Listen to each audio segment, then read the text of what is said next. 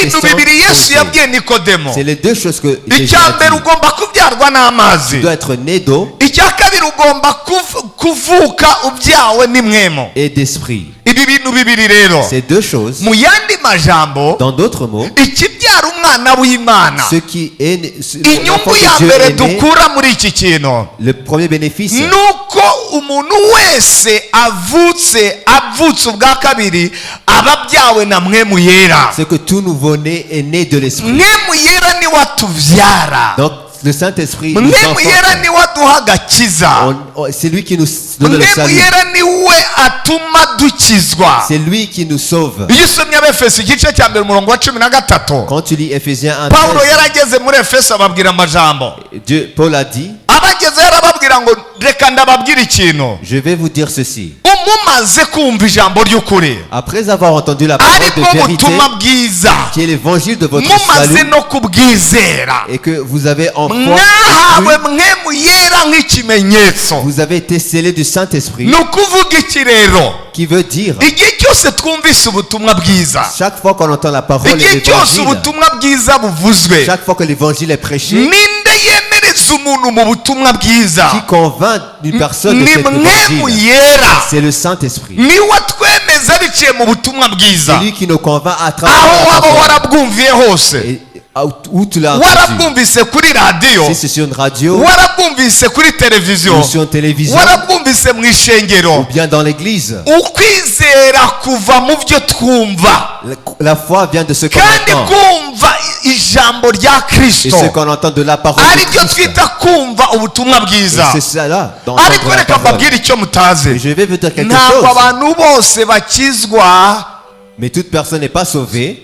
abantu bose bakizwa Toute personne qui est sauvée baba bemejwe na mwemu yera. sont convaincus par le Saint-Esprit. Ariko ntabwo uko ubutumwa buvuzwe Et c'est pas parce que la parole a été prêchée ariko abantu bose bakizwa. que toute personne est sauvée. Oya, hari abantu babaho imyaka Il n'imyaka, y a des personnes qui vivent des années et des umuntu années akabaho imyaka atarakizwa, sans être sauvés. umuntu akabaho imyaka myinshi azanaterana Il atarakizwa, vient à l'église mais sans pas sauver. nyamara ubutumwa bukavugwa Mais la parole est prêchée. akabwumva, Et il entend la parole. bigaherera ngaho, Mais c'est fini là-bas. agataha, Et il rentre. akabwumva, Et on entend encore. bigaherera ngaha. C'est le cycle qui Niyo continue. mpamvu abantu benshi tujye kubwiriza. Et donc c'est pour cela qu'on doit évangéliser. Hari igihe ugenda ukabwiriza umuntu, C'est une fois que tu évangélises turi mu ivugabutumwa, dans l'évangélisation, umuntu akumva ubutumwa bwiza une personne entend la agaca parole yigira, et elle va. ntiyemere gukizwa, Et n'accepte pas d'accepter Jésus. ejo ukongera ukamubwira Et demain tu répètes la parole. akabwumva, Il entend la parole ntiyongere gukizwa. et ne décide pas de se Hari sauver. n'abaza mu nzu y'Imana Il y a même des personnes qui Akaza viennent dans la ari maison de umupagani. Dieu. Il vient comme païen. akabwirizwa ubutumwa bwiza, Elle entend la parole. akabwumviriza, Il entend la parole. ntiyemere gukizwa. Il ne décide pas d'être Ntabwo sauvé. rero ko twumva ubutumwa bwiza igihe cyose, Donc c'est pas parce qu'on entend la parole tous les ariko jours. twizera C'est qu'on va croire. hari umurimo wa mwemu yera ugomba kubaho Il hantu. y a un rôle du Saint-Esprit Mwemu yera dans agomba la foi. kukwemeza biciye mu butumwa. Parce que le Saint-Esprit doit te Iyo convaincre dans la atarakwemeza, parole. Si tu n'as pas ntabwo convaincu, ushobora gukizwa. tu ne peux pas être sauvé. Nabayeho imyaka myinshi J'ai vécu beaucoup d'années ngenda mu ishengero, en allant dans l'église ahantu twamagiriye Kimironko, à Kimirongo ari dutuye ahantu et je vivais là-bas twabanaga n'umukobwa w'umupasiteri. et on vivait avec une fille pasteur, Umupasiteri yari yaruguruye ishengero, une pasteur qui avait son église, ariko si we yarirongoraga, mais c'était pas elle. kaba yari était afise présente. abana benshi, Il avait beaucoup d'enfants. afise n'umukobwa Il mwiza. avait aussi une fille. Rero muri iryo shengero buguruye, Et dans cette église qu'elle avait ouverte, ndabyibuka twebwe twagiye gusenga bwa mbere atari uko dukurikiye gusenga, on est allé prier sans twari aller twikurikiye prier. umukobwa mwiza wa pasiteri. C'était pour la fille du Twari pasteur. abahungu batatu On était 3 garçons. mu bwana, On était jeunes. abo bahungu batatu b'abayenzi, Et ces 3 jeunes.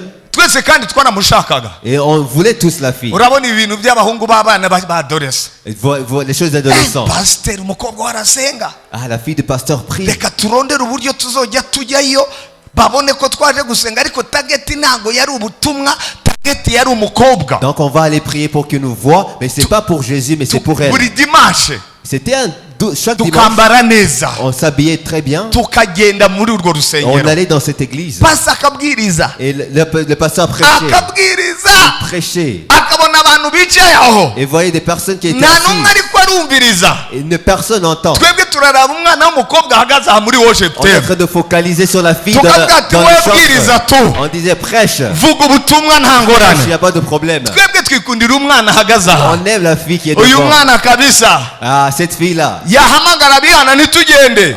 Et parler de la si repentance, on uko n'allait pas. tutumvise ubutumwa, C'est pas parce qu'on n'a pas entendu si la uko parole. batabwirije. C'est pas parce qu'on n'a pas prêché. ndababwiza ukuri twabayeho imyaka n'imyaka. ndabyibuka urwo rushengero rwabaga ahantu bitaga kwa kabuga C'était chez Kimironko. Kabuga, je connais, je Niwo rwari ruri nyene bararwubatse aho hantu. Il y avait une personne qui avait Misi bâti yose cette église. twajyayo. On allait là-bas tous les jours. buri dimanche tukambara neza, Chaque dimanche, on se sapait. ariko ntabwo tugiye gusenga. Mais on ne veut pas prier. indirimbo zaririmbwe ntacyo On ne zadufashije. connaît même pas les chansons qui ont ubutumwa été bwavuze chantées. ntacyo bwadufashije. La parole ne nous a pas aidés. twebwe turaraba umwana w'umukobwa wa pasiteri, Nous, on focalise sur la fille du kandi pasteur. kiriteje tukajya kumuramutsa, Et après le culte, on allait la akatubwira saluer. n'uyu munsi Et mwaje. dit, vous êtes revenu tuti aujourd'hui. twaje nyene, Et on a dit oui, on est Twahageze. là. On est là. bateje muzogaruke. Donc revenez demain. we namenye ibitugenza. Et il ne savait pas notre twebwe motif. dushaka kumenyana nawe, On veut se rencontrer. hama nitumenyana nawe, Après cela, hama ibikurikira namwe vous murabyumva. pouvez continuer l'histoire. tubaho ubwo buzima. Donc on est vécu Ninjira on a mu vécu dans ishengero cette histoire. nkasohoka, J'entrais dans l'église et je ninjira mu sortais. ishengero nkasohoka, J'entrais dans l'église et je sortais. ubutumwa bukavugwa bukanyura aha bugasohokera aha. J'entendais, mais la parole ariko sortait de l'autre impamvu côté. hari hataragera ko mwe muyera nyemeza. Mais c'était pas le temps de ma conviction bibiri par le iravuga yohanu Saint-Esprit. 16:8 Dans Jean 16:8, uwo niyaza quand le Saint-Esprit viendra, azobemeza il vous iby'ibyaha convaincra byabo. du péché. uwo niyaza Quand il viendra, azemeza bisi by'ibyaha byabo. il vous convaincra du iyo péché. ataragukonvenka, Iyo atarakwemeza, iyo atarakwemeza, quand tu n'es pas convaincu par le urinjira Saint-Esprit, ugasohoka uko waje. tu entres et tu sors comme tu es entré. umara umwaka winjira ugasohoka uko Tu peux waje. passer une année sans transformation. iby'uwo mukobwa biza guhereraho. Et donc la fille, on n'a pas eu. sinzi iyo yagiye nanjye ndabura, J'ai parti d'un ariko autre, parti d'un narinjiraga autre côté. nkumviriza Mais j'entendais la parole bikinjira bigasohokera. d'une oreille et de ariko l'autre. icyanzanye ntabwo nazanywe no gusenga Mais je ne by'ukuri. suis pas venu pour prier. njyewe nabaga nzanywe n'umukobwa, Je suis venu pour la fille. twari batatu, Et on était 3. twaramushakaga Et on voulait tous la kandi fille. twiyemera nk'abasore. Et on était des adolescents, on était courageux. uzomwegukana azoba ari umugabo, Celui qui va avoir la fille sera un homme. uzomutahana azoba ari umugabo. Celui qui aura la fille sera un ikibabaje homme. twese nta n'umwe yamutahanye, twaviriyemo Personne n'a eu ubusa. la fille. undi munsi rero Un autre jour, ndagira mbabwire je vais vous dire ceci. bibiliya pawulo uko yavuze mu befeso rimwe, Comme par Mumaze Paul a dit en kumva ijambo Éphésiens, ry'ukuri, après avoir entendu la ari parole, byo butumwa bwiza, qui est l'évangile de votre salut, mukizera, que vous avez cru, mwahawe mwe muyera kw'ikimenyetso. vous avez été scellés par le Rero ndacyari Saint-Esprit. kuri iki kintu, Et je suis sur ceci. ntabwo bumvise ubutumwa bwiza bose, C'est pas que toutes les personnes qui ont entendu la ariko parole bizera. croient. hagomba kubaho ikintu kizoza kikakwemeza. Il y a une chose qui va mwe venir pour te muyera niwe convaincre. yemeza abantu. Et c'est ça le Saint-Esprit. niyo mpamvu tugisengera barya C'est pour batarakizwa, cela qu'on prie pour. niyo mpamvu tukibabwiriza, On prie et on niyo mpamvu évangélise umunsi aux croyants. ukundi tuguma tubasengera. On prie toujours pour buri eux. igihe cyabo ntikiragera, Donc leur temps n'est pas kuko arrivé. uyu mugabo yitwa mpwemu yera. Parce que le Saint-Esprit, iyo yagufashe, quand il t'a convaincu, iyo yagufashe, quand il t'a convaincu, iyo yagufashe, quand il t'a convaincu, nta mujenerali uba kwa mpwemu yera, il n'y a pas de nta général au ukomeye uba Saint-Esprit. kwa mpwemu Il n'y a yera. pas de cadre de haut cadre au twese tuba Saint-Esprit. nk'abana kwa mpwemu yera. Des petits enfants devant le Bibiri iravuga Saint-Esprit. rero, La Bible dit, niwe atwemeza.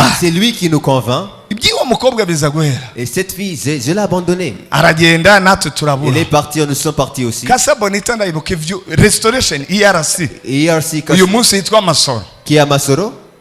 urumva abana mu ikaritsiye mubonye ishengero rishyashya rije, Et voilà, nous sommes des enfants du quartier. Il y a une église qui vient de naître. icyo gihe bari buguruye Kasa Bonita, Et c'était à Casabonita avant.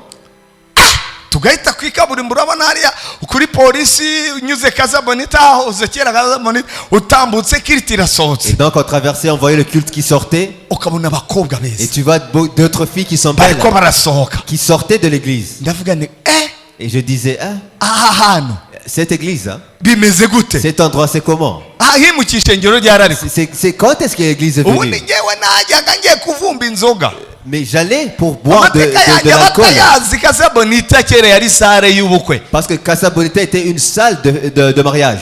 Kera muri ubwo buswa n'ubusazi mu bujene Quand j'étais jeune et adolescent, twanywaga inzoga nyinshi on buvait de l'alcool. kubera tudafise amahera yo kuzigurira, Et parce qu'on n'avait pas l'argent d'acheter, tukajya kuvumba inzoga. donc on allait et on s'invitait Nari nous-mêmes. umuvumvyi karuhariwe Et Buri weekend. j'allais voler de buri l'alcool. samude Et chaque samedi, nkambara ikote neza, je mettais mon nkambara costume. ikote neza, Je mettais mon costume. nkamanuka Centre Christos, Et j'allais à Centre Christus. nkaheraho. Iyo nagiraga amahirwe hari igihe bwabaga paralele, Il y avait des oya salles parallèles. butaberaga rimwe. Et des mariages ubwa Christos bwatanguye successivement. nka saa 10:30. Donc un mariage se commençait à 16 zirya heures. za mbere bahaye abageni, Et le premier alcool, le nanjye premier nkaba tour, ndi inyuma y'abageni neza. j'étais derrière les mariés. urabona abageni kurya n'abagariso doneri Donc les mariés, les n'ababyeyi personnes de mère inyuma, et les parents, nanjye nabaga ndaye inyuma. j'étais là derrière, tout près. bagaca wa mugozi abageni binjira, Et après, nagombaga j'entrais. kumekinga shuwa ko nicaye mu bibanza by'imbere Donc je devrais kugira ngo être iza certain que mbere j'allais zimiteho, pour que le premier tour passe par moi. nizimara gufatwa Que après j'ai nkaca mpindukira, j'allais derrière nkaca nzamuka Casabonita. et j'allais à Casa Bonita. urumva kubera inzoga nyinshi twanywaga, Donc on buvait beaucoup d'alcool nta nizo wari kubona ziguhaza. et tu pouvais pas être sinari kubona satisfait. inzoga Je zampaza. pouvais pas être satisfait. bashyiraga icupa ry'ikiyeri hano nkashyirayo, nkaca mpindura nkajya kwicara mu kindi kibanza aho zitaragera. Donc j'allais devant et j'allais derrière pour avoir beaucoup d'alcool. kurya Beaucoup baba de bouteilles. bagendeza protokole amakaziye, Et j'allais avec le protocole avec les casiers. niba bampereyeho Quand il commence par moi, bajyaga kugera hariya naho nahageze nafashe j'allais à la yende, ligne de la filée. J'étais déjà aussi là-bas. nayo nkashyirayo. abavumyi ni abantu babi cyane, Donc les gens qui s'invitent, nazo nkazinywa, donc je buvais. namara kuzinywa Et après avoir bu, mwirukanka njya inyuma aho bataragera. je courais même derrière. irya pariti ya mbere batangamo inzoga, jyewe nabaga nibura amaze gufataho numva ka swingi kamaze kuza. Donc dans la première partie de le premier tour, j'étais ivre déjà. hari igihe rero amakwe wasangaga yabaye amasare yose Et donc il y avait beaucoup de salles et beaucoup de mariages qui se passaient dans la même journée. na Casabonita Et harimo, même à Casa Bonita. naho hakundaga kubera amakwe. Et j'allais aussi là-bas. umunsi umwe manyure, Et un jour je suis passé là. jyewe sinamenya ko Casabonita hari Et donc je Rusengero. pensais que c'était une salle, mais c'était une église maintenant. mageze ninjiye mbona bariko barasenga, nayo nzi ko ari umunsi mukuru urimo. Et donc- bwani nizi nazo ngiye kuzinywa. Je suis entré, je voyais qu'ils priaient, je disais ok c'est un événement de prière, je dois entrer pour boire Ndinjira. l'alcool. Je suis entré pardon. ndavuga nirishenge, ndebye muri worship team ndavuga En voyant les chants cyagiye devant, twirukaga harya turi mu biki ariko et je disais pourquoi Koko on allait na chercher hari d'autres abana filles? beza ku Parce murongo. que les filles belles qui sont ici en fait. ndavuga ni naha. J'ai dit non, c'est ici ndavuga la ni place. naha. J'ai dit c'est cette place même. ndabyibuka uwo munsi ninjiye hari urya mupasiteri w'i Bujumbura yitwa Marco Et il avait le pasteur Marc de Bujumbura. niwe yariko arigisha. C'est lui qui prêchait. ndakubwiza ukuri ibyo yavuze nta kintu na kimwe nibuka. Je me icyo rappelle nzi de ko rien. nuko narabaga uwicaye aha uwicaye kandi restoration hari abakobwa beza Et je voyais les filles, il y avait beaucoup de belles filles. bakajya bataha, Et ils rentraient, nanjye nkaraba ku muryango. et j'allais à la porte pour Nahagarara regarder gutya. très bien, je regardais. ndiko ndababwira narinjiraga ubutumwa bukavugwa bukanyura bugasohoka aha. Je vous dis que j'entrais, j'entendais la ariko parole et elle urumva sortait de nabaga notre mfise oreille. ibinjyanye. Et j'avais d'autres motifs. ibyo biza guhera ashwi. Et c'est fini. umunsi nakijijwe jyewe Le jour où j'étais sauvé, nkajya nza nkumviriza bukanyura aha bugasohoka aha. que j'entendais la parole et qu'elle sortait de notre oreille, umuntu ashobora kuba mu nzu y'Imana tu peux être dans l'église yumva ubutumwa en entendant la parole. ari kurya mwemu yera ataraza ngo Mais quand le akwemeze, Saint-Esprit t'a pas convaincu, ubuzima bwa buguma ari bwa la bundi. vie ne change pas. mbaho imyaka urumva jye nakijijwe 2005 J'ai été sauvé en 2005, duheza 2005 à la fin de 2005. njya mu nzu y'Imana minsi yose Et j'allais tous les jours dans l'église. bakavuga bikinjira bigasohoka aha. J'entendais mais sortait de l'autre oreille. ubutumwa bukavuga bukinjira bugasohoka aha. L'évangile était prêché mais j'entendais rien. rero ntabwo ababwirizwa bose ariko bakira Donc kwizera. c'est pas toute personne qui est prêchée qui reçoit la foi. niba icyaha qui nous convainc du péché. yitwa mwemu yera. Il s'appelle le Saint-Esprit. Oh, ni mwemu yera dufata C'est akatwemeza. le Saint-Esprit qui nous Ni convainc. wakubwira ngo uri ikinyabyaha. C'est lui qui te dit que tu Kurya es pécheur. yemeza bisi by'ibyaha Mais byawe. comment il convainc du monde Akabwira du ati péché? mwana wa Il dit, mon igihe enfant, winjiriye hano kirahagije. tu es entré ici, tu es Imyaka sorti. wabaye aha Toutes les irahagije. années que tu étais ici, Oh, ndagira ngo umunsi nakijijwe le jour où j'ai été sauvé, nari mvuye kuvumba inzoga je buvais de l'alcool en fait. mu kiriyo. Dans un deuil. Umva aho nari ngeze hehe Dans un deuil. mu kiriyo. Dans un deuil. cyari ikiriyo cyari cyabanye abantu babaga mu bibare. Et c'était à Bibare. Hama rero babuze umuntu. Et il y avait un deuil qui se passait. Hari ikintu bita inzoga. Il y avait beaucoup d'alcool. Uganda warage, Il y avait Uganda Waragi, whisky ya des Mustel. whisky à Mustel et toutes les marques. Abantu baje mu kiriyo Et personne ne sont venus dans le deuil. barababaye. Ils sont tristes. Nawe uje mu kiriyo. Et toi, tu viens dans le deuil. Wewe ntabwo ari ikiriyo Tu kikuzanye, viens pas pour le deuil. uzanywe no kunywa inzoga. Tu viens pour boire l'alcool. Ndicara Et je me suis assis bagatambuza igazi et je me disais, où est l'alcool? nkafata Mustel Je nkashirayo, prenais l'Amstel, le whisky. nkaca nkuramo nyinshi nkashira hano. Abantu banyweye inzoga murabizi, Et ugashira je hano, mettais ugashyira hano, au-dessous de ma chaise. bafata izindi ugashyira hano, Je mettais au-dessus de ma chaise. ukajya wabwira ati condoléance, Et je disais mes condoléances. ugashyira ati condoléance, buvais. condoléance, Mes condoléances. ugafata ugashyirayo. Et tu prenais. Ariko ubundi ukiriza Et même tu pleurais même. ukababarana mu cyayenge Pour ngurababaye ariko partager la utababaye. tristesse avec les autres. uwo munsi ndazinywa. Et j'ai bu. hari le 31 Desambre 2004. Et c'était le 31 décembre 2004. ubwo jyewe Kasaboni itangura niho narindi. Et j'étais à Casabonita. iyo myaka yose 2005 najyaga njyayo ariko njyanywe n'abakobwa. J'allais à Casabonita à cause des filles. ariko ibyavuye ntabwo nari mbizi, Et je ne connaissais pas les veillées. kuko icyo gihe bahakotaga buri weekend hakaberamo amakwe, ndabyibuka. Parce que chaque week-end, il avait des mariages. iminsi isanzwe yindi bagasenga, ariko weekend nkaba nzi ko ngomba kujya kuvumba. Donc j'allais au week-end pour les mariages, mais dans Mvuye les muri icyo jours fériés, kiriyo, c'était de deuil. nkatambuka nkumva sinambuka uko mbishaka. J'étais ivre un peu, donc je marchais. kuko hari uko twashakaga kunywa nyine ngo dusinde. Mais on voulait même boire plus. umunsi ndataha, Et je suis rentré. ndavuga ni nanyuze Kasambonita hari abantu, J'étais à Casabonita et j'ai vu des gens. nibaza ko hari nk'urubanza Et rwahabereye. je me suis dit qu'il y avait probablement un événement iyo qui s'est byari passé. byo byose hari urubanza Donc il rwahabereye. y a un événement qui s'est passé. hari le 31 Et c'était le 31. by'amaveye, ntumbaze nta n'ibyo Je ne nabaga connaissais pas nzi. les veillées et tout, mais je me disais qu'il y avait un ibyo événement. byose nk'abantu baje gukora umunsi mukuru Probablement, il y a une fête qui se passe wo kurangiza umwaka. pour finir l'année.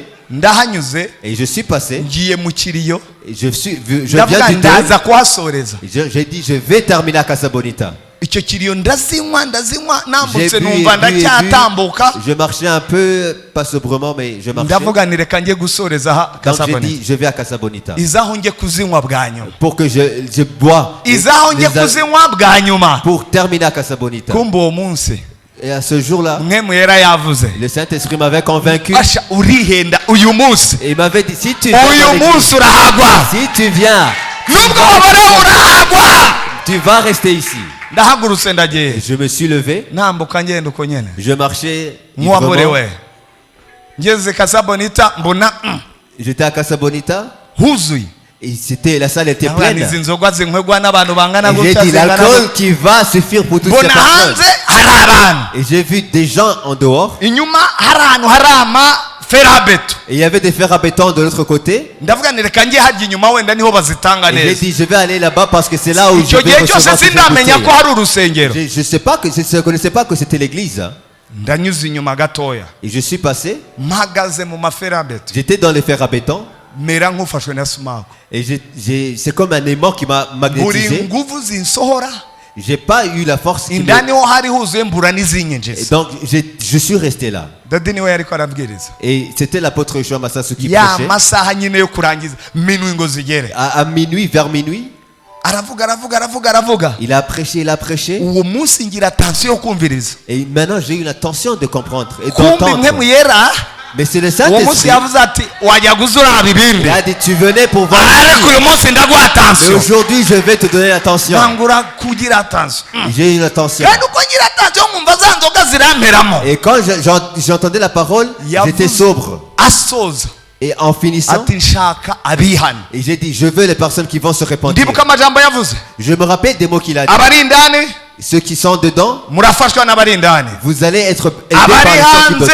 Et ceux qui sont dehors, ubwo dusaba abantu babegere babafashe que les kwatura protocoles les aident en dehors. naranuka nk'igihere Je puais de l'alcool. nuka inzoga umukobwa kumbi ngewe inzoga zamaze kunshiramo J'étais sobre à ce ndumva moment-là. ko natsinzwe J'étais convaincu de mon ndumva ko péché. ubuzima maze imyaka Et mbayemo je voyais bwari que toute la vie que je vivais, amasozi ariko aramanuka gutya je pleurais comme un enfant. numva ibyo mbayemo nari ndushye Je voyais que j'étais vraiment umwana oppressé. w'imyaka 14 abayeho ubwo buzima À 13 ans, 14 ans, umwana vivant dans w'imyaka cette... 15 n'itandatu n'indwi À abayeho 15 ubwo ans, 16 ans, buzima 17 ans, vivant dans cette mbona vie. filime yose y'ubuzima J'ai bwanjye vu tout le film de ma vie mbona passer ahantu devant moi. nanyuze J'ai vu tous mbona les ubuzima événements. nanyuzemo J'ai vu toute ma vie. numva ndatsinzwe J'étais convaincu. umukobwa acara manitse ikiganza haza umukobwa yumva ndanuka inzoga Et une fille est venue m'aider, mais je puais de bitewe l'alcool. n'ukuntu nasaga Et de comment je anyatuza ressemblais. ameze uko nguko Elle était atusubire muti mwami yesu elle était distante et Nanjye disait, ndi mwami Yesu. répète avec moi, ashobora kuba Seigneur Jésus. yariketse ko ari ba bana baza kwiba muri Non, elle pensait que j'étais Baba un nabibirara. voyou ou j'étais un voleur. n'inzoga rero ubwo ndanuka Avec de l'alcool, je puais, kumbi ngewe nafashwe mais j'étais convaincu. kumbi ngewe natsinzwe J'étais convaincu. kumbi ngewe ubutumwa bwiza bwamesheje kwizera La parole m'avait donné la nsubirayo foi. mwami yesu Elle a dit, répète, uko avuga Seigneur mwami Jésus. yesu nkasubiramo Et quand il disait, je répétais, ahejeje maze kwakira et à yesu la fin, je reçus le Seigneur. numva inzoga ziyishizemo L'alcool est fini numva devant mbaye moi. mushyashya Je suis renouvelé. umva kuva uwo munsi De ce jour-là, tariki 31 le 31 décembre, ukwezi kwa cumi n'abiri le 31 décembre, saa sita z'ijoro à minuit, twinjira 2005 en entrant en 2005, kugeza n'uyu munsi jusqu'à aujourd'hui. Oh! mume amen ihagije Amen. haleluya Amen. mwe bano b'imana Homme de mureke Dieu. nubwo tubwiriza ni byiza On prêche et c'est bien. ariko buriya abantu mwe muyera atararemeza urabwira umuntu bikanyura Quand bigasohokera le Saint-Esprit ne convainc pas les akazi personnes, ke ka mbere yaduhaye la naka première c'est de nous convaincre. nuko aduhesha kuvuka ubwa kabiri C'est qu'il Umva. nous donne de notre nouveau-né. azokwemeza ab'isi ibyaha byabo Il convainc du monde de ce afite péché. ab'isi uko bigenda ni gute Et arakuzaho il vient sur toi. yamara kukuzaho Et en venant sur toi, akakwemeza ko uri il umunyabyaha te convainc que tu es un pécheur. kuko ubutumwa wumvise À cause de la parole que tu as kuko ijambo entendue. ry'imana À wumvise cause de la parole de Dieu que tu as entendue. wamara kuryakira Après que tu l'aies reçu, igikurikira ni iki après, iyo uryakiriye quand tu reçois la akazi parole, kamwe muyera kuko n'abarakwinjiramo parce que le Saint-Esprit n'est pas en toi, aza kuri wowe il vient sur toi, akakubwira ngo uri umunyabyaha il te dit que tu es pécheur. akakubwira ubayeho uko Il te dit que ta vie n'est akakubwira pas. hindukira Il te dit retourne. akakubwira va muri ako Il te kaborerwe dit répands-toi. akakubwira va muri ubwo Il te busambanyi dit répands-toi de la terre. akakwemeza Il te convainc. yamara kukwemeza Après te rero convaincre, ugacuza wiruka hano imbere tu viens devant. waza hano Et imbere en venant devant, umukozi w'imana icyo ajejwe n'iki l'homme de Dieu, ni ukugufasha gusubiramo il t'aide dans akakubwira la ngo prière. usubiramo uti mwami Il te yesu dit répète Seigneur Jésus. rya sengesho dukora muri rome abarome 19:10 Et la prière qui est dans Romains rivuga ngo 10, 9, umuntu 10. niyatuza akanwa kiwe yuko yesu kristo ari umwami Si tu confesses dans akizera ta ko bouche imana que Jésus est yamuzuye mu Seigneur, bapfu yazo que si tu crois dans kizwa ton cœur que Dieu l'a ressuscité, ukaza tu seras ugakora sauvé. icyo ngicyo Et tu fais cela. wamara Et kugikora après l'avoir fait, ni ibi pawulo yabwiye abefeso c'est ce que Paul a dit aux mumaze Éphésiens. kumva ijambo ry'ukuri Après avoir entendu la parole de la ari bwo vérité, butumwa bwiza l'évangile de votre salut, mumaze no et kuryizera que vous avez cru, mu yandi majambo murakiriye yesu donc vous avez reçu Jésus, mwe muyera acaza gutura muri wowe vous êtes scellés du Saint-Esprit. muri wewe En toi, gatura muri wewe en toi. ndakubwiza ukuri Je te dis, kuva uwo munsi de ce jour-là, nakunda Yesu. j'ai aimé Jésus. Urumva wa mwana yarabaye muri bwa buzima Imaginez-vous l'adolescent qui était dans cette vie, bwo kuvumba, d'aller boire l'alcool, bwo kunywa inzoga, de boire beaucoup ukagira d'alcool, ngo hari ikintu kizinywa muri we. comme si tu avais un vide en toi. Bukeye sinjye nabonye ko buguruye kuri restoration. Et j'ai vu que ERC Ye, était ngenda ouvert. nirukanka J'ai couru là-bas nkicara harya inyuma et j'étais derrière nkapfukama nkasenga et je priais nkarira. et je pleurais. Yesu akanyereka ibyaha byanjye, Jésus m'a montré tous mes péchés oh nkabona ko hanankuye, et je voyais Mwumva d'où umunezero mwinshi tenait. muri jyewe. Je sentais une joie nta muntu naba entière en nitayeho, moi. Et je regardais pas les nabaga autres personnes. nicariye hariya, J'étais derrière, je priais nkumva sindi njyenyene, et je sentais que j'étais nkumva hari pas seul. ubusabane bwanjye Il mfise. y avait une relation avec une kuwa personne. kabiri sinjye nabonaga amateraniro Et atanguye, le mardi avait le culte. nkirukanka Je courais, nkajya gusenga. j'allais prier. Birya bita urukundo rwa mbere, C'est ça le ukumva premier amour. urakunze Yesu. Et tu aimais Jésus. amafilime ntabyo ukiraba, Je regarde plus les bya bindi films. byose byo kuvumba Mais bisa plus n'ibyibagiranye, C'est tout est terminé. ukumva kabisa apeti ine change, J'avais la soif de Jésus. ukumva apeti yahindutse, Et j'avais la faim de minsi Jésus. yose ukagenda, J'allais minsi toujours. yose nkajyayo, Tous les jours j'allais. minsi yose nkaterana. J'allais dans les Oh, cultes. amatera serire nawanangagayo, J'étais même dans les cellules. maridi nawanangaga Dans amateraniro, les cultes. yo nkumva nkunze Yesu. J'aimais Jésus. noneho ndibaza wa muntu Et je disais, où est yazaga la ahangaha personne qui venait kuhavumbira inzoga, boire de l'alcool? uyu munsi ni umupurica, Et aujourd'hui il est un uyu munsi ni prédicateur. umuvugabutumwa, Aujourd'hui il est un uyu munsi prédicateur. aravuga Yesu, Aujourd'hui il parle de uyu munsi Jésus. ni pasiteri. haleluya. Amen. umva Pawulo yabwiye Abaefeso, Paul dit aux Éphésiens, ibyakozwe n'umwa 19:2, acte 19:2, Pawulo agere muri Efeso. dans l'Éphèse. Efeso hariyo ibimana basenga ngo Arutemi Il y avait ikimana, Artémis et beaucoup hakaba d'autres n'ikindi idoles. kimana ngo gitanga ngo imvyaro. Il y avait aussi des dieux de fertilité. kandi ubwo muri Efeso hari haba abigishwa ba Yohana. Il y avait aussi des disciples de Jean. Pawulo ajyayo rero Et donc Paul s'est araraba ubuzima bw'abantu, éloigné, il a vu leur vie. aritegereza, Il les regardait, abona il abantu observait. basenga Arutemi, Il avait des gens de abona abantu priaient basenga icyo Artémis kigirwamana kirondoka, et des dieux de fertilité aussi. araraba Il l'observait ahura n'abigishwa ba Yohana, et il les rencontrait. Il s'est Arabwira rencontré ati, avec les ariko disciples de mwebwe, Jean. Il a dit vous. yababajije ikibazo mu byakozwe n'umwa 19:2, Acte 19:2, il a demandé cette question. arababwira ngo Il en dit, mwahawe mwe muyera mbega mumaze est-ce kwizera. que vous avez reçu le Saint-Esprit après umva avoir cru? arababaza ati Et il en dit, mwahawe mwe muyera mutanguye kwizera. est-ce que vous avez reçu le Umvinishe Saint-Esprit wamwishuye. après avoir cru? Ils ont répondu, baramusubiza bati ntabwo twari twumva yuko mwe muyera yaje. nous n'avons même pas entendu dire qu'il y a un ni gute Saint-Esprit. wakwizera Comment est-ce que tu peux croire numenye ko mwe muyera ari muri wowe, sans savoir que le Saint-Esprit est kandi en toi? twabonye ko duhabwa mwe muyera iyo tumaze Quand on a kwizera. vu qu'on est scellé du Saint-Esprit quand Mu yandi après majambo, avoir cru. En d'autres mots, abigishwa ba Yohana ntabwo bari bazi yuko barizeye, donc les disciples de ariko Jean mwe étaient muyera yari ignorants, abarimo. mais le Saint-Esprit était en eux. ikindi kibazo nibaza kuki Pawulo yababajije iki kibazo, Pourquoi est-ce que Paul les a demandé cette mbega question? mwaba mwarahawe mwe muyera mumaze kwizera. Est-ce que vous avez reçu le Saint-Esprit après avoir cru? umva uko niyumvira, Et je birashoboka ko yageze muri Efeso me dis qu'ils étaient à akabona Éphèse. ibigirwamana biruzuye, Il a vu tous les idoles akabona abantu bari aho et gusa, des gens qui priaient ces idoles. noneho akamenya ko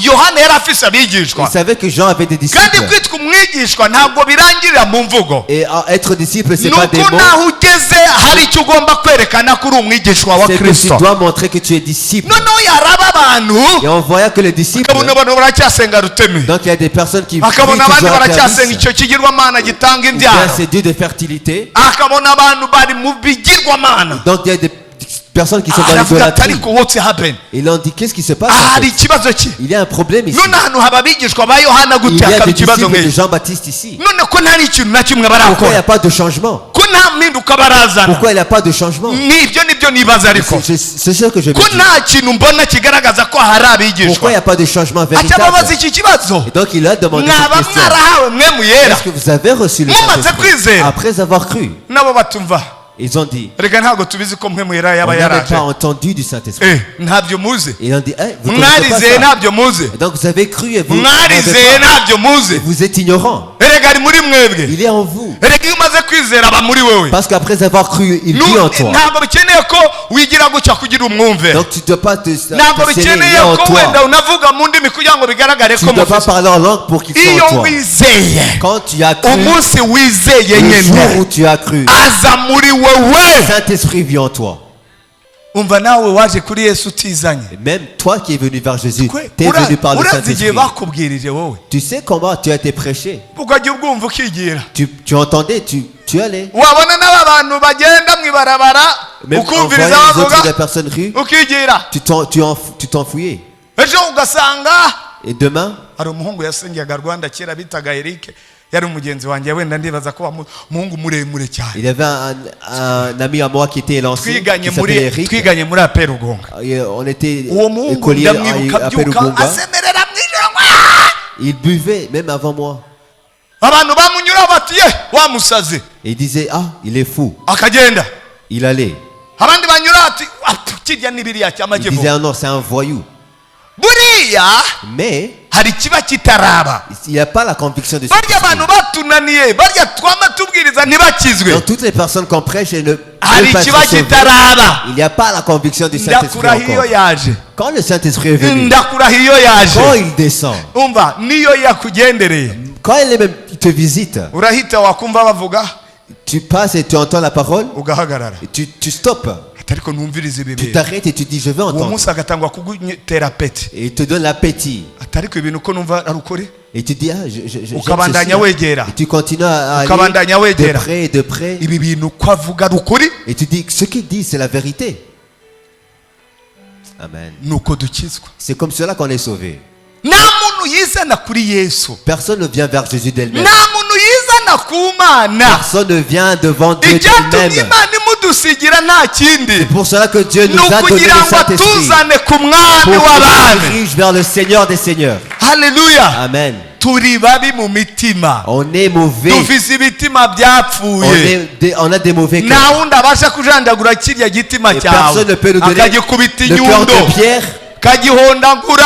en le changeant transformant nos cœurs de pierre umva Imana yabwiye en le corps de Abisirayeli. chair.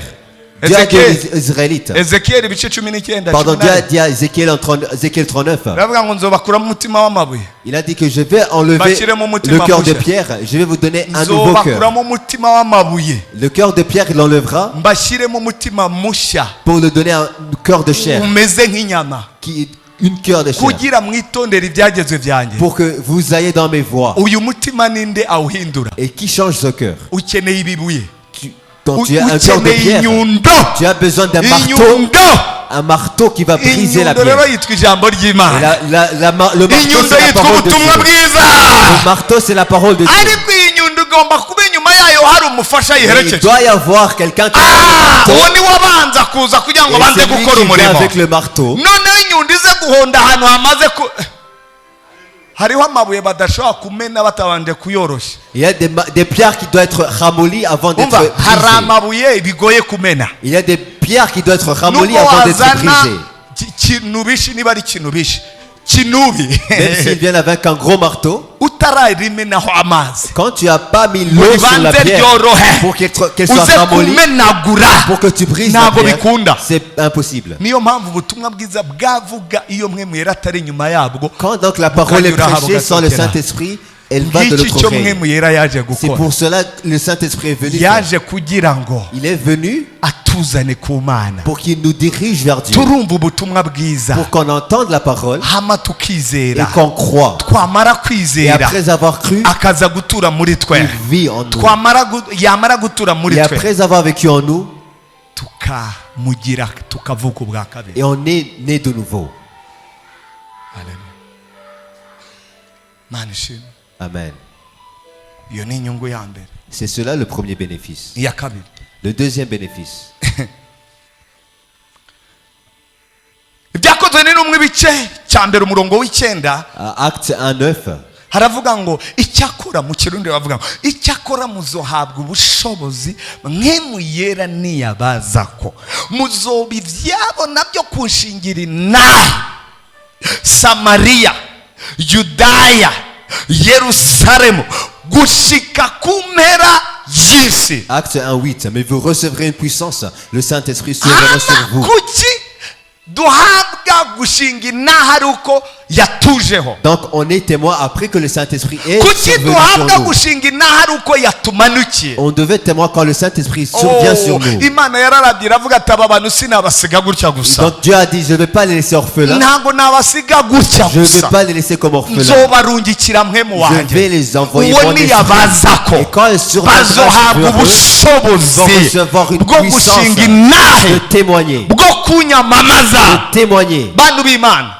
Enfant de Dieu. ntabwo bikunda ko wavuga Yesu utambaye. Tu ne peux pas témoigner Ntabwo de Jésus. bikunda ko wavuga Yesu udafite mwe mu Tu ne peux yera. pas témoigner de Jésus Ntabwo sans être revêtu du bikunda. Saint-Esprit. C'est Mu pas bice possible. 20 bya Yohana, Dans Jean 20, Yesu abwira abigishwa arababwira ngo umva, Bibiliya iravuga ngo abahuha, ngo amaze kubahuha ngo baca bakira mwe mu quand yera. Jésus a soufflé, ils ont reçu le Bamaze Saint-Esprit. kumwakira, Après l'avoir reçu, mu bice cya mbere umurongo w'umunani nyene, et Acte 1, 8, Bibiliya ikatwereka ko aha n'igihe yari yabajyanye mu cyumba cyo hejuru. ils étaient dans la chambre haute. Arababwira ngo mugende mu cyumba cyo Ils ont hejuru. dit, allez dans la chambre haute. Hariya rero Là, mutegereze ubundi bushobozi. attendez notre Aha hari puissance. ukwambikwa, C'était le revêtement aha hari surnaturel. uguhabwa ubushobozi. C'était le revêtement ahandi bari surnaturel. bamufise, L'autre, il avait le arababwira ati Saint-Esprit. ariko mbere y'uko mujya muri mission, Mais avant d'être envoyé dans la mission, aya ni amajambo ya Yesu. c'était la parole de Arababwira ngo Jésus. rero mbere y'uko mugenda Avant que vous alliez en murindire mission, mu cyumba cyo hejuru, allez dans la chambre haute. muzohabwa ubushobozi, Vous recevrez une puissance mwe muyera quand le niyabamanukira. Saint-Esprit surviendra sur vous. Nicyo kiduha ubushobozi bwo kuvuga Yesu Le dufite Saint-Esprit amanga. nous donne la puissance de Nicyo témoigner kiduha Jésus ubushobozi bwo kuvuga Yesu nta avec bwoba. confiance et sans Umva, peur.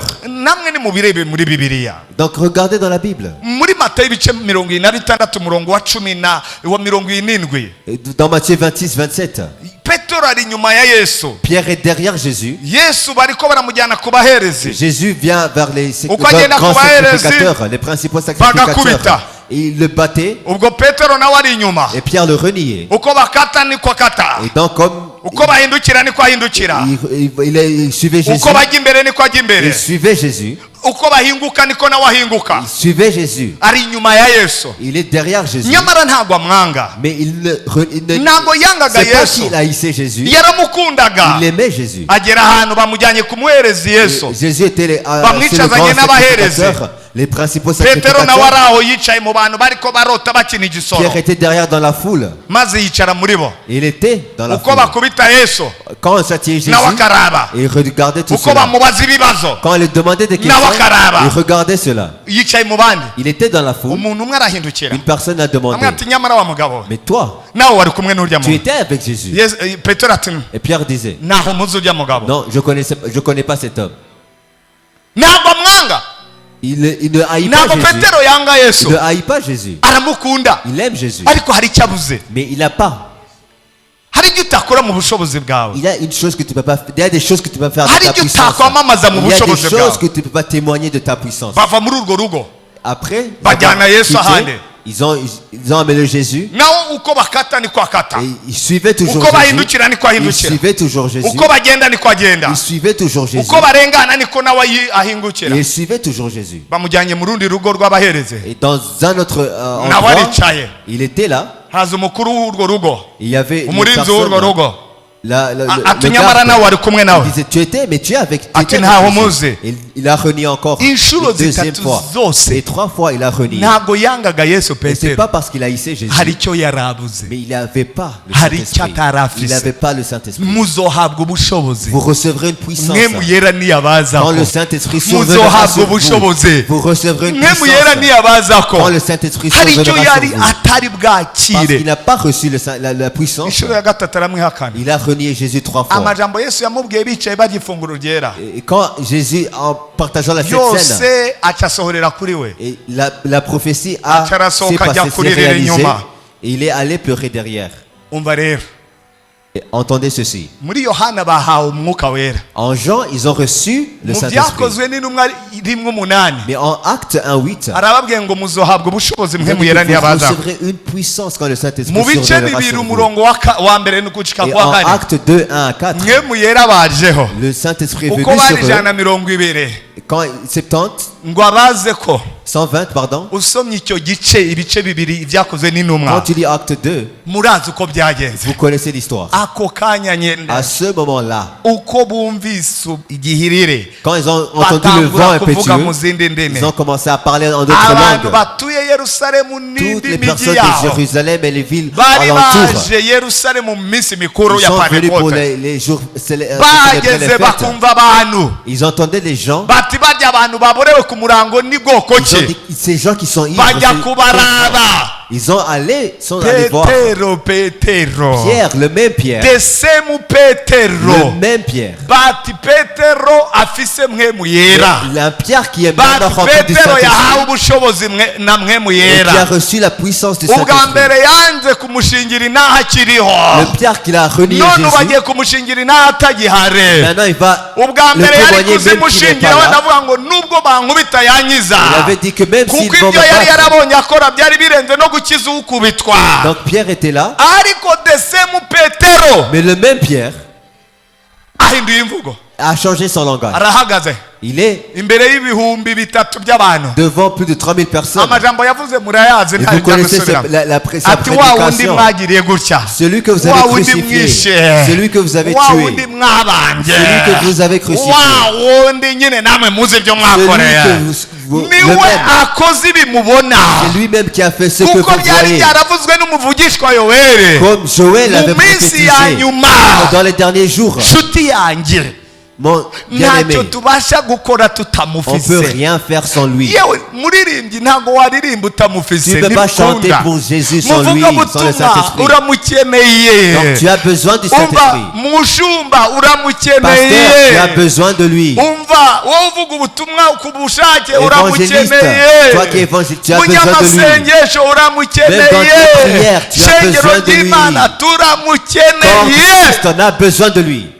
Et après prier, j'étais devant ubwoba eux. nagize nsanga si ubw'ubwoba nyine wa mwana bwari ubwoba bw'ukuri Et j'avais une peur vraiment réellement. ndahagaze Et je suis- j'ai- uwo je mumama l'ai- aramperezanta ko we niwe La bari maman m'a bazi présenté et tout. aravuga ati dufite umukozi w'imana hano On dit on a un serviteur de Dieu. yaje kutubwiriza Il est venu pour prêcher. murabona turi mu bibazo Et parce on a un deuil. kandi ibibazo turimo Et le problème qu'on est, dukeneye abantu baturemesha mu ijambo on a ry'imana besoin des personnes qui vont nous réconforter dans la uyu parole de Dieu. mupapa twari twicaranye Et yari on était yamerekeje avec notre papa que je suis venu avec. hama ndahaguruka Et je me suis ariko nabwiye levé muyera umfashe et j'ai dit à Saint-Esprit, aide-moi. umfashe aba bantu sinzi icyo Je mbabwira ne sais pas quoi dire. aha ni wowe nkeneye C'est toi que j'ai besoin mwami de toi. kuvuga muri aba bantu nshize amanga Parce que nkeneye parler wowe ici, sans peur, j'ai besoin de shoboza toi. Donne-moi la grâce. nyobora Dirige-moi. ntabara Aide-moi. mu gihe nyiri muri ibyo mama arampamagara Et quand je priais, la maman m'a appelé. nca ndahagarara Et je me suis levé, j'étais Bose debout mbona devant eux. barandavye. Et toute personne me regardait. mbona bose mu maso yabo isesemi bose Et toute personne était... umwe nkabona urazi mépriser. ukabona abantu uhagaze imbere yabo bose bakuyemo telefone Toute gutya personne a umuntu retiré leur akugurura téléphone. instagram ubona Ils gutya étaient sur imbere yawe Instagram et tout. mpagaze hagati aho Et j'étais au milieu d'eux. mbona n'abandi mbona n'abandi Et j'ai vu beaucoup de personnes. noneho Et à ce moment-là, byose nibyo nahise biragenda et donc tout mon message s'est évadé de ma tête. mwemuyera ntabara Et j'ai dit, Saint-Esprit, aide-moi. ntabara we J'ai dit, Saint-Esprit, aide-moi. J'ai dit- aramperezanta ngo reka tumve ijambo Et ry'imana là, donc, on va entendre la parole. nanjye ndatangura Et j'ai commencé. mwemuyera J'ai dit, Saint-Esprit. ntangura kuvuga njya muri introduction Et j'ai dit, ndabanza ndaramutsa abantu et j'ai commencé à m'introduire et je saluais les gens. ndatangura ndababwira Et j'ai commencé à prêcher. nurumva rero J'ai dit, tujye mu ijambo ry'imana on va dans la parole de Dieu. mbona nta n'umwe ariko Et aranyumviriza personne ne m'entendait. mpagaze uko Ils étaient devant eux. hashize nka 2 minutes Mais après 2 minutes, numva umuntu aturutse inyuma yanjye une personne est venue derrière moi. numva umuntu ariko arankubita Et une personne me tapait sur l'épaule. monsieur Monsieur, Monsieur. disons monsieur, arrête ça arrête, Hagarik, arrête Hagarik. quoi Et j'ai dit, Habaïki, arrête monsieur Hagarika. imbere y'abantu Ils étaient devant les personnes, ibihumbi des milliers. kumbe n'umwana wurya yapfuye Mais c'était l'enfant du défunt. zinga bibiliya Et j'ai repris ma Bible imbere y'abantu devant les personnes. nta mugabo udaseba Et J'ai été déçu. ndaseba. J'ai été déçu. J'ai été humilié. nca nibuka ijambo rivuga ngo Et je me suis rappelé d'une parole. uzotinya kumpamiriza imbere y'abantu Ce qui ne me témoignera pas devant nanjyewe les hommes, nzotinya kumuhamiriza je imbere ne ya data. témoignerai pas devant le Père. ariko hahirwa abarenganywa bazira izina Mais ryanjye, ceux qui seront humiliés à cause de mon nom hahirwa n'abaseba bazira izina ryanjye. seront bénis. Nca ndagenda nicara muri cya kibanza Et donc je me suis assis dans ma place ndaba hasi. et j'étais humilié. uyu mupapa twari kumwe Et ce papa, nous étions ensemble. ndavuga ni mana Et j'ai dit, Dieu, ndasebye je suis humilié. ndasebye. Je suis humilié. nca ndataha Et je suis rentré. nandikira umubyeyi wanjye, Et j'ai écrit nerega à mon parent. nagiye mu kiriyo, Et j'ai dit, je suis parti à un ibyambayeho deuil. ntago bibaho. Ce qui m'est arrivé. arambwira ngo pole sana, Et Tumilio, il a dit, pardon.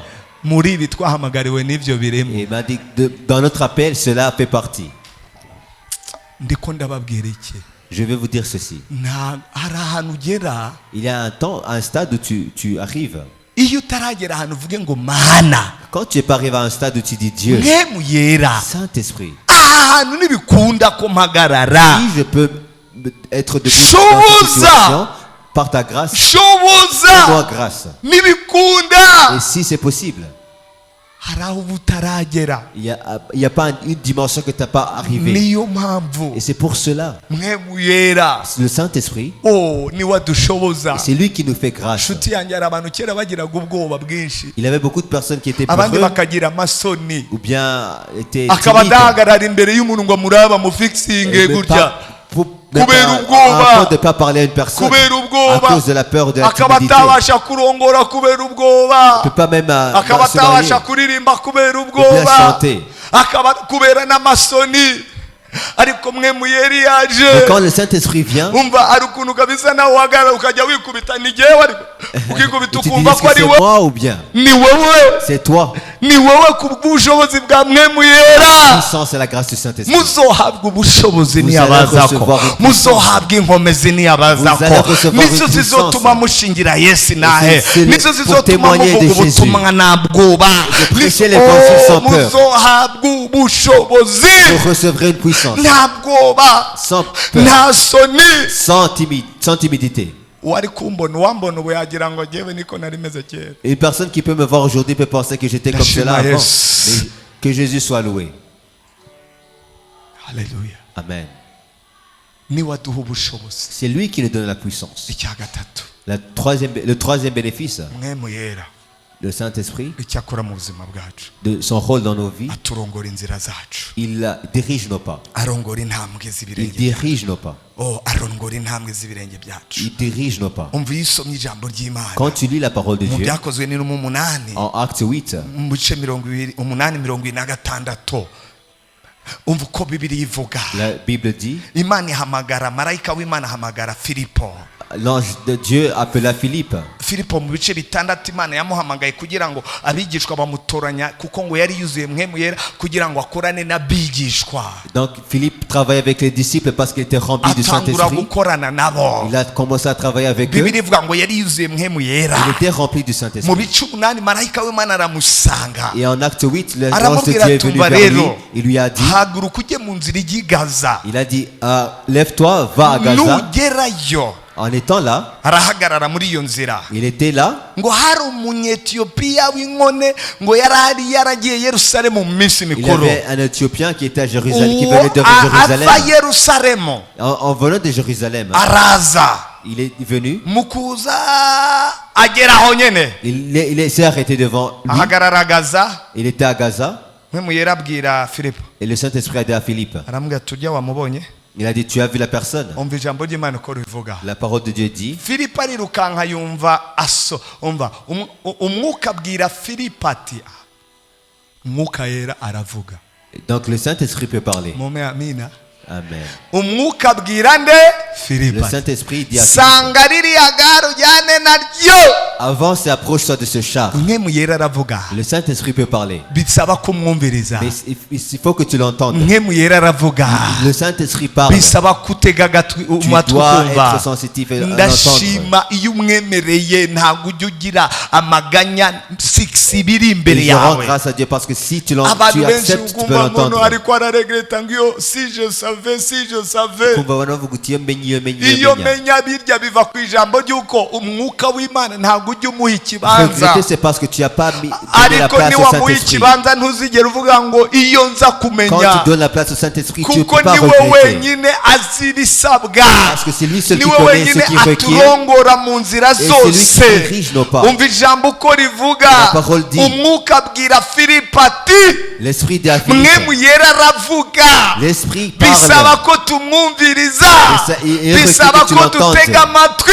que tu lui donnes l'oreille, Bisaba kugira gutya akavuga que tu lui ukumva. prêtes l'oreille et que tu l'entendes. Filipo arahaguruka. Philippe s'est levé. Ntabwo mwe mwera yize amubwira ngo genda ukora ibi. Oya, yamubwiye ngo sanga ririya gare ujyane naryo, ariko L'Esprit ntabwo a dit yari azi avance biza ça, mais il ne gukurikira. savait pas ce que faire. Aragiye Il est parti, byumviye mwe muyera. il s'est accouru, il a Ageze obéi kuri l'Esprit. rya gare. Et quand il est arrivé au char, Icyo mwe muyera yari amurungikiyeyo l'Esprit l'avait envoyé. aca arakibona, Il a vu ce que l'Esprit asanga avait irya nkoni envoyé. iriko irasoma igitabo. Il est éthiopien, Bibiri lisait. ivuga ngo yasomaga Yesaya 55 Il lisait no Isaïe 53 ariko arayisoma. Il lisait Isaïe Ariko 53. arayisoma. Il lisait. Filipo atangura kumubaza, Et Philippe lui a demandé, mbega ibi uriko urasoma urabyumva? est-ce que tu comprends ce que tu lis? Undi aramubwira ati ntabwo numva neza ibyo Et nsoma. l'autre disait, non, je ne comprends pas. Kuko impamvu ari kubyumva nuko ari kubisa mwemu yera. Parce que tu ne comprends pas parce que tu n'as pas le Ariko Saint-Esprit. ntawe ufise niyo mpamvu Donc utabyumva. comme tu n'as pas le Saint-Esprit, tu ne peux pas entendre. Arasoma, Il a arasoma,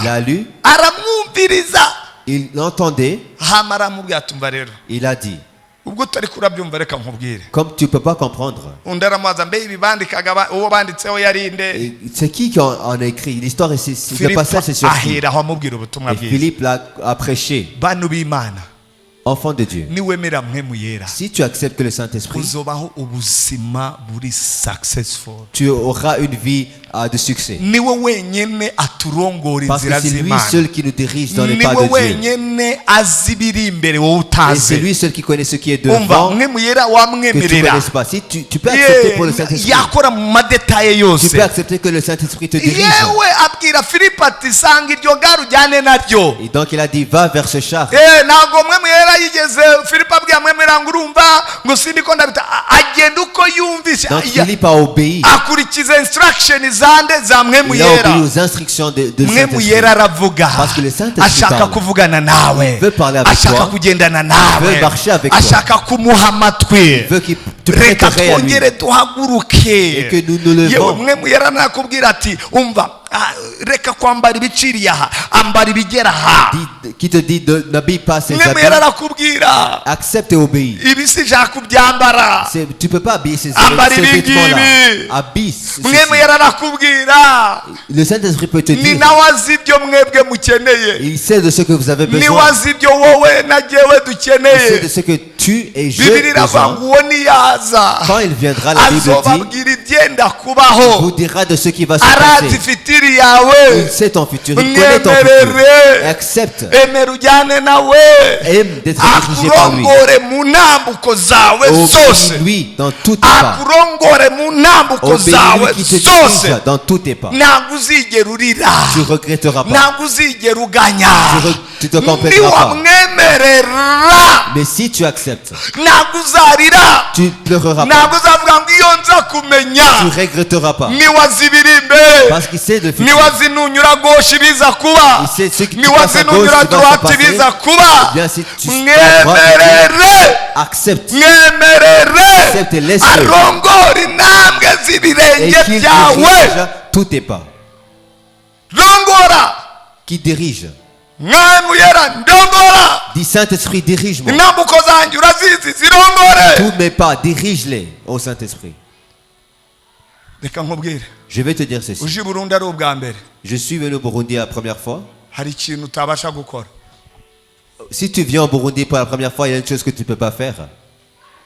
Utazi amategeko yabo, Sans savoir les règles du Burundi. biragoye ko utwara imodoka.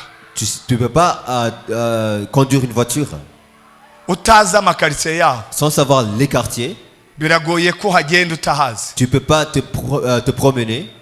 Reka mbabwire ikindi mutazi. Et je vais vous dire une autre chose que vous ne connaissez pas. Kugira ngo hagende neza, Pour aller et se promener et conduire bien, ufata umutaximen tu dois avoir un taximan. ukamubwira utumva rero, Et tu dis, aderese ngiyeho Je connais l'adresse. ngiye mu Kinindo Je vais à Kinindo. nimero 106 Et numéro 106. kuko uhamenyereye Parce qu'une personne qui est habituée à le umushoferi chauffeur, le taximan, azi ibyaho c'est le quartier. amenyereye Il ibyaho connaît le quartier. amenyereye amakaritsiye Il connaît les trajets. Et tout. aza hari abapolisi n'aho Et batari là où les polices sont, où la police n'est pas, we azobasha kugutwara lui, il peut t'amener. agushikane kuri nimero wamubwiye Et aller jusqu'au numéro. ngewe ndatangara iyo tutamwemerera Je suis étonné quand on n'accepte pas. kandi ari wazi ijuru tujyamo Mais si le Saint-Esprit connaît le ciel, où on ndatangara iyo va. utamwemerera ngo ayobore ubuzima Je bwawe suis étonné quand tu acceptes que le kandi ijuru Saint-Esprit te twebwe dirige turwanira pas. kujyamo niwe arizi Parce que lui, c'est. Lui niwe seul azi sait ko ari le izahabu ciel cyangwa qu'on veut. atari izahabu Il sait si c'est l'or ou yewe pas nawe l'or. ntiturahagera On n'est pas déjà au ciel. ariko ibyaho tubyizera ku bwa mwemu Mais yera on a la foi à cause de iyo Saint-Esprit. tuvuga ngo amabarabara y'amazahabu ni ku bwa mwemu yera Quand on parle des naho uzi des inshuti routes d'or, yanjye tu connais pas le ciel. emerera uwo mushoferi yitwa mwemu yera Donc accepte que le conducteur qui est le Saint-Esprit. uzaraba ujyanywe n'umushoferi atazi imodoka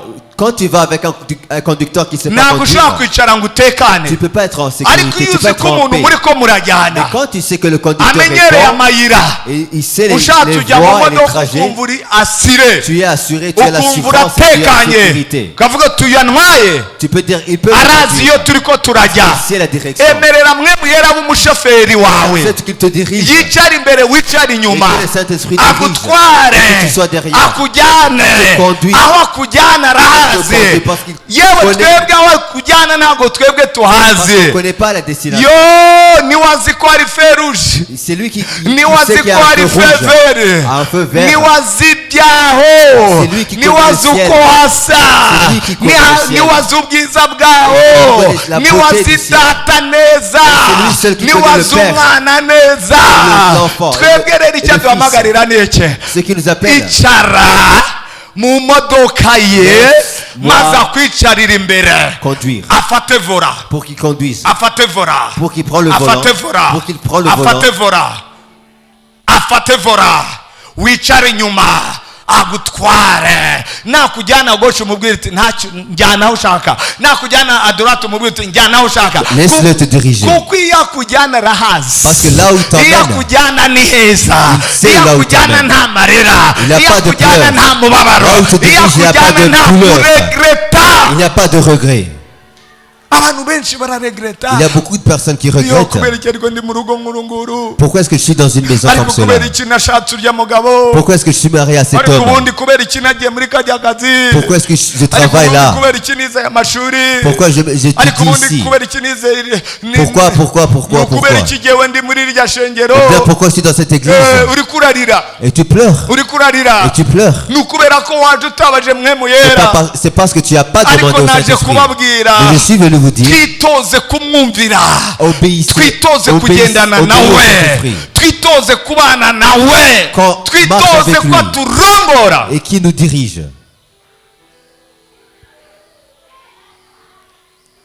yesu nashimwe Que Jésus soit loué. haleluya Amen. yo umunsi umwe Un jour, uburyo nasigaye Burundi comment je suis resté au Burundi? twari twajyanye na data J'étais avec Daddy. yari muri assemblée générale ya BCC Il y avait une assemblée générale de BCC. ariko arigisha kwa barine Et il prêchait chez Pasteur Aline. anigisha mu Kanyosha Et il prêchait aussi à Kanyosha. icyo gihe eglise yari ifise ibibazo Et l'église avait beaucoup de problèmes. yari mu bibazo byinshi umupasiteri wawo yari yakoze amanyanga asambanya abagore b'abandi akura ibyaha Le pasteur n'ibyaha était dans une vie pécheresse et tout. uwo Eric Et Eric, akura ibintu bitabaho il a fait beaucoup de mauvaises choses. hama arivaho arigira Il est parti. agiye urumva intama zose pi ziragenda Tous nazo les brebis sont partis avec lui.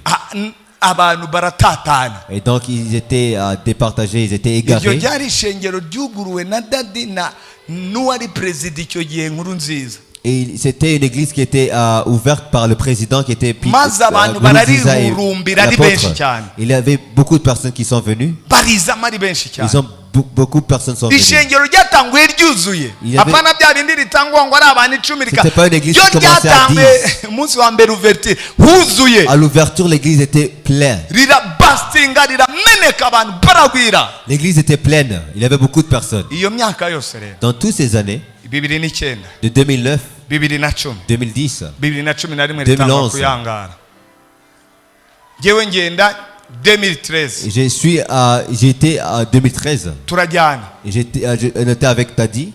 tugezeyo En étant là, arakora akazi ke il a fait son travail. nanjye nari ndaho Il était là. hama mu nyuma Et après, nari namubwira nti ariko papa ngewe mbona iri shengero rimeze uko buriya ko natanze umwaka wose nta kuntu nagumayo nkafasha muri uyu mwaka et comme j'ai dit, j'ai donné toute mon année. Est-ce que je ne peux pas rester à cette église pour aider?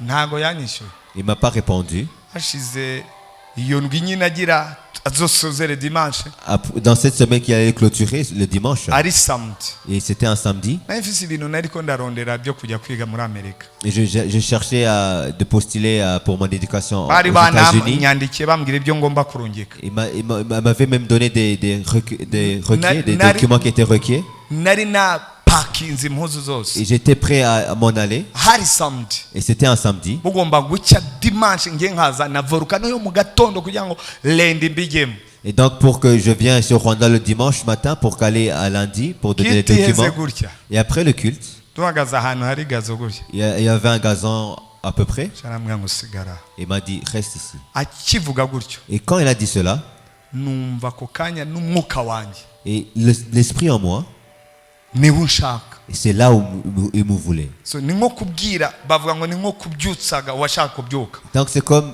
lever quelqu'un qui voulait se lever. numva ariko si ibintu by'iwanjye Mais kuko je hari disais ibintu que- wakora ukumva ni rwawe Et je sentais que c'était pas pour moi. numva ko ari ibintu by'imana Je sentais que c'était une œuvre de Dieu. no kumvira Une umubyeyi œuvre de Dieu. Donc no je kumvira devrais umubyeyi obéir. no kumvira umubyeyi Et obéir aussi à mon parent, à mon Ko- papa. n'umufasha Parce que c'est un aide aussi. nsigara uko Et j'ai resté. babwira ibyambayeho Et je vais vous dire ce qui s'est passé sur moi. ibintu byo kwiyumvira ibyo bintu nagomba gushaka ngo njye kwiga Et aller aux États-Unis pour étudier, byahereye aho ça s'est terminé à ce moment-là. ishyaka ahubwo ritangurira aho Et j'ai eu une soif et une faim. eglise yarimo abantu niba ari benshi bari kenzi Il y avait à peu près 15 personnes dans l'église. nabo bakomeretse barangiye Ils étaient bafise blessés. ibikomere ku Ils buryo étaient très blessés. iyo navuga abantu bajyaga baza bakavuga ngo rirya shengero aho kugira ngo turiro njye urime urakambwira ngo tangura bishya abapasiteri benshi bazaga bakambwira aho kugira ngo ume ririya urakazana umbwira uti tangura uri wenyine kuko ririya dore abatanguye nyuma yawe aho bageze wowe uracyarwa na ya mitima 10 yavunaguritse yamenetse idashaka no kubwiriza idashaka no gusenga idashaka n'ikintu na kimwe nshuti yanjye ukabona umuntu atanguye ejo ageze aha wewe uracyarwana na ba bandi 10 Il y avait beaucoup de pasteurs qui disaient, au lieu de me donner cette église, donne-moi une nouvelle église. Et je me battais avec les deux cœurs qui étaient brisés, qui ne voulaient pas prier. ariko igihe byagiye kubomokera Mais à un temps où tout a explosé, mageze quand je suis venu, ndabye ahantu ndi quand je regardais là où je ndavuga suis, naha n'indya abadayimoni bazanyirukankana j'ai dit que si je reste ici, bazanterura abantu ntware ntazi les niyo démons vont banjyanye m'emporter. ndavuga nti, uhereye umunsi Dès ce jour-là, wagifuwe mon estomac, indyo uzongera kubibona bikugoye tu vas manger à un temps futur que je ne connais nshajya mu pas mwaka aussi. wose Je suis entré dans toute l'année 2013 2013. wapi Rien ne marchait. fata undi mwaka J'ai pris une autre année, 2014 2014. wapi Rien n'a marché. fata uwundi J'ai pris une autre année, 2015 2015. wapi Rien n'a marché. nta kirakoreka Rien n'a marché. ibaye ngahe C'est 3 ans. ariko 2015 fe muri korani byari bitanguye À kuza la fin de 2015, je voyais un petit nuage. sanuwa hari ibintu byabaye bituma nza hano Et il y avait un événement qui m'a fait abandi venir au nibura Rwanda. nari nanguye kubona ibyo napfiriye biriko birazuka none dore ndanagarutse hano numva ncitse intege nsubiye Et hasi je suis revenu, mais je voyais quelque chose qui ressuscitait. ndaza mara nka simo hano Et je suis revenu ici pour 6 mois. 2016 urumva nabwo nafashe uwo mwaka nyine naho nca ndabandanya Et j'ai continué aussi, j'ai pris l'année 2016. njya mu wundi Et j'ai pris une autre année de prière et de jeûne. nibwo nasubiyeyo nanone Et je suis retourné au Burundi. ariko imana yari yaranyeretse umugore wanjye Mais Dieu m'avait montré ma femme, imbwira mon ko épouse, umugore wanjye pardon. ari umurundi kazi Il m'avait dit que mon épouse est imana burundaise. yari yaranyeretse umugore wanjye Dieu m'avait montré mon épouse. mbona ni umudamu mwiza yirabura Je voyais que c'était une afise belle femme. imisatsi apana iry'abashyiraho imisatsi ye natirere C'était ça. igera Ça, ahangaha c'est bleu naturel. konsekarasi irahemba konsekarasi irahemba La consécration paye. nubwo nabura ibindi byose si urya bien. kabisa ndavuga ni mana iyo murabye ndavuga ni kweli Ah, Ah, c'est quand je fou, regarde Boy. mon épouse, je dis Dieu, merci. nshuti umwana wa koroneri Un enfant d'un colonel. jewe nikuriye aha Kimironko mwibarabara Et j'étais un enfant de la rue ici à ngiye Kimironko. nacuruza amagi y'ubunyobwa indaga Je vendais à des ikarito des sardines. ngiye nabaye ibobo mwibarabara J'ai Nzobaho vécu dans la ubutumwa rue. bwanjye. Je vais Inaha vous donner yanjye notre nzoyibaha témoignage. n'ingaruka. Je vais vous donner un autre témoignage. baranze si ibintu byo imasoro harimo abantu banzi Il y a un Masoro, il y a des personnes qui me connaissent. nshuti yanjye uyu munsi imana yamaye umugore mwiza Dieu m'a donné une bonne épouse, belle mwiza épouse, kabisa vraiment. umuzungu yirabura Elle est blanche mais elle est noire. impamvu mwita umuzungu yirabura nuko afite imisatsi nk'iya paso C'est parce qu'elle a une Kandi chevelure nawe akaba naturelle qui est blanche. yirabura. Mais elle est noire.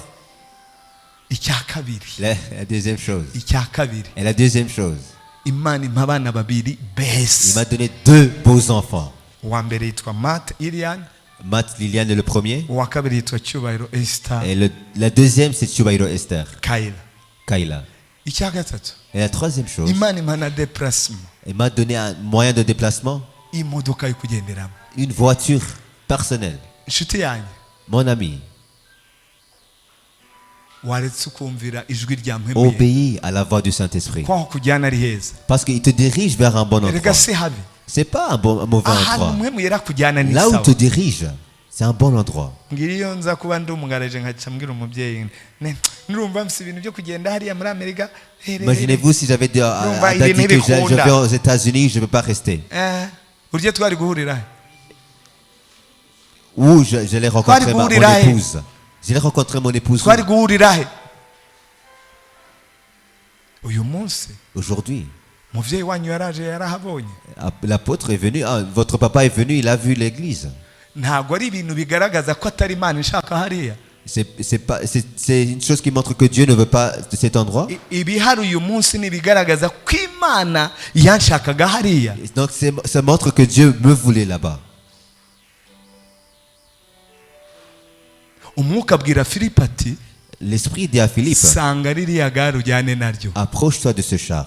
umvira mpwemu yera Obéis au Saint-Esprit. mwemerere mwemera kuwongore Accepte qu'il te dirige. ikibazo tumeze nk'abantu uyu munsi twirongora nk'abadafise ibiturongora Aujourd'hui, le problème, c'est qu'on veut nous diriger nous-mêmes. reka mbabwire insoreza aha Je si vais ngombwa ko clôturer nzimara ceci. Je ne vais pas dire tous les mbabwire bénéfices. nsoreza aha Je vais clôturer ici. ni ukuri detaye yose wabaza mpwemu yera Tout détail, tu peux demander au Saint-Esprit. mpwemu yera Tu peux demander au Saint-Esprit. ibi mbigenze gute ariko mpwemu yera Dis au Saint-Esprit, comment est-ce que je vais me prendre dans cette kubwira mwana situation? wa reka mbereke nsoreze ku cyanditse kimwe Je vais ibyakozwe n'intumwa no 16 gatanda mbereke Acte 16. soreza je vais clôturer sur Acte 16, umva 6 à 9. umva rero mbabwira ikintu bukeye banyura mu gihugu cy'ifurujiya n'i Galatiya babuzwa na mwe mu kuvuga ijambo ry'Imana muri Aziya Ayant été un temps empêché par le Saint-Esprit d'annoncer urabona la parole dans abavugabutumwa b'uyu l'Asie, munsi ukuntu uca uvuga quand tu es évangéliste aujourd'hui, tu vas dire, ibyanditswe bivuga yuko ntegerezwa kuvuga ubutumwa aho ngeze hose l'Écriture dit que je dois prêcher là où je suis. ntegerezwa kubuvuga hariya Donc je dois aller prêcher. ariko mwe muyera Mais le Saint-Esprit ngo abwira Paulo a dit à Paul, amubwira ngo nujye muri Asiya kuvuga il a y'ubutumwa dit ne traverse pas vers l'Asie pour prêcher. ndakubujije ntugende Je t'ordonne, je t'empêche. ntugende Non, je t'empêche d'aller. Paulo ati yesa Et ararekera Paul a obéi. umva rero Et voici. bageze ahabangikanya n'imisiya bagerageza kujya i Butuniya ariko mwe mu wa Yesu nawe akora iki arababwira no Et arrivé nimugende près de la Mysie, il se disposait à entrer en Bithynie, mais l'Esprit de Umva. Jésus ne leur permit pas. arazi iyo ujya ibihari Il sait où là où tu vas, ce qu'il niyo y mpamvu a. yakubwiye no ni no Quand il te dit non, c'est non. iyo avuze no ukavuga wi Amen. ubwo ibindi Quand il dit non, c'est urabyiregeye non. mbwira pawulo avuga no he, ariko ubundi wowe uri kurambuza ibiki Et Paul pouvait dire non. reka ngende muri Pourquoi est-ce que tu me asiya dis non? Je vais aller en Asie. nuko banyura i musiya bagera i tirowa nijoro pawulo ararota umva muri ya confusion Et dans la confusion, mwemu yari amubwiye ntujye i misiya ahindukiye ngo ajye i tirowa imana iramubwira mwemu yari amubwiye ati nawe ntuhajye le Saint-Esprit l'a empêché d'aller en Bithynie et en Mysie. ati basi reka ntegereze Et donc il a dit, je vais attendre.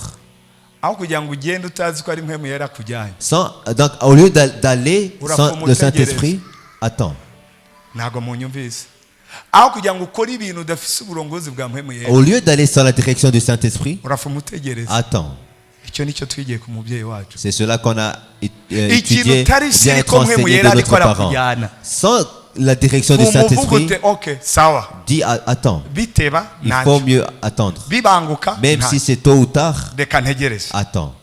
mu gihe agitegereje pawulo Quand il attendait, aho niho umucyo w'imana ukumurikira là, tu reçois une révélation de Dieu. nijoro Pendant la nuit, ararota Paul eut une vision. abona umugabo w'umunyamakedoniya ahagaze amwinginga ati Un Macédonien lui ambuka apparut.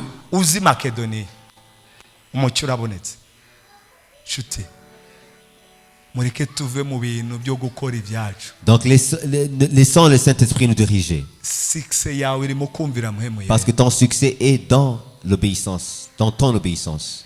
kandi muhemu yera kujyana Et le Saint-Esprit te dirige uko imana ishaka kugenda comme Dieu veut que tu marches. ni umufasha w'imana C'est l'aide de Dieu. ni intumwa y'imana Il est envoyé par Dieu. niwe avuga data ibyo yamubwiye Il dit ce que le Père lui dit. akaza Et kubitubwira il vient nous le dire. umunsi umwemerera Donc le jour où on accepte, utangura kubaho ubuzima bufise successful tu vas vivre dans une vie de succès.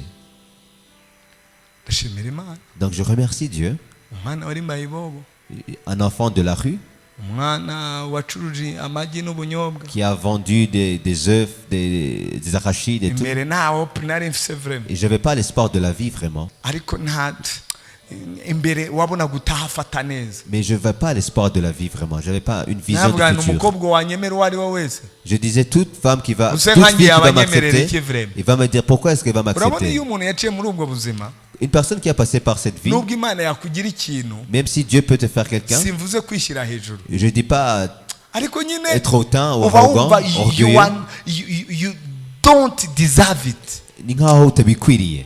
uba wumva ariko ibi bundi ndabikwiriye C'est comme dire, est-ce Ariko que je ikindi mérite cela? ndagikwiriye. Est-ce que vraiment je mérite ceci? ariko ukundi ndabikwiriye Est-ce que vraiment je mérite ceci? ariko ibi mfise Est-ce que ndabikwiriye ce que j'ai, je mérite de ugasigara aho hantu ceci? Tu restes là. ndiko ndavuga muri sanse negative Je parle dans un sens négatif.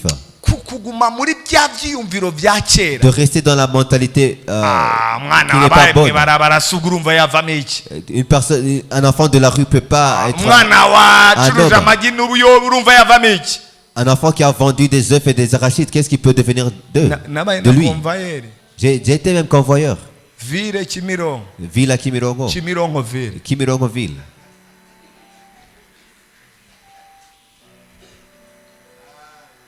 yesu Jésus. hano imana ingirira neza Mais Dieu m'a fait ça, kuva m'a fait nkijijwe grâce. muri ERC Casabonite Et dès que j'ai été sauvé de ARC Casabonita, imana nyifata nk'uwayinyibye je suis accroché à Dieu. urabona kurya bagufata ufashe ikintu bari barakwibye Je suis très accroché à Dieu, comme si on m'avait ntabwo volé Dieu. ukibikaho ibindi bibikwa Tu ne peux pas le mettre là où tu veux. niyo utashye ubwo umujyana y'ijisho urabe ko Tu ntawagitwara regardes toujours si Dieu est là. kuva uwo munsi De ce jour-là, imana ndayifata je me suis accroché à Dieu ngendana n'umubyeyi wanjye et je marchais avec mon parent. ntabwo igihe nasigaraga i Burundi byari byoroshye Et même rester au Burundi, ce n'était pas facile. Hein. ntabwo byari byoroshye C'était pas facile. byari ibintu bigumye C'était amer. uvuye muri parishe nka Masoro Tu viens de Masoro, ahantu abantu bose bimeze neza et donc tout ni baigne. muri comfort zone C'est dans la zone de confort. ujya ahantu bita mu Kanyosha Et tu vas à Kanyosha, utanazi Et tu connais même pas la région, ariko imana ikakuraba. mais Dieu te protège. Burya destiny y'umuntu, Il te dit que la destinée d'un homme, destiny y'umuntu, la destinée d'un homme, bamwe bajyana mu Kanyosha, les uns les abandi mènent à ikabajyana Kanyosha muri Amerika. et les autres en Amérique, aux États-Unis. Ko mutamamina. Amen. Disez Amen. Bamwe irabateruye ikabajyana Kanyosha, La destinée, les uns amènent à abandi Kanyosha ikabateruye ikabajyana muri Amerika, et les autres aux États-Unis, abandi ikabajyana muri Canada. les autres au Canada. Nanjye nakicaye nkavuga mana, Et je peux même ariko me kubera dire, iki Dieu, destiny yanjye itanjyanye muri Canada? pourquoi ma destinée n'est pas au Ariko Canada? mana, kubera iki nanjye destiny yanjye itanjyanye New York? Pourquoi ma destinée n'est pas à New York? Ariko destiny y'umuntu Mais la destinée d'un homme imujyana aho ishatse. lui amène là où Dieu veut. Nuko nageze mu Kanyosha. Et c'est comme cela que je suis arrivé à Imana Kanyosha. ibahe umugisha. Et que Dieu vous bénisse.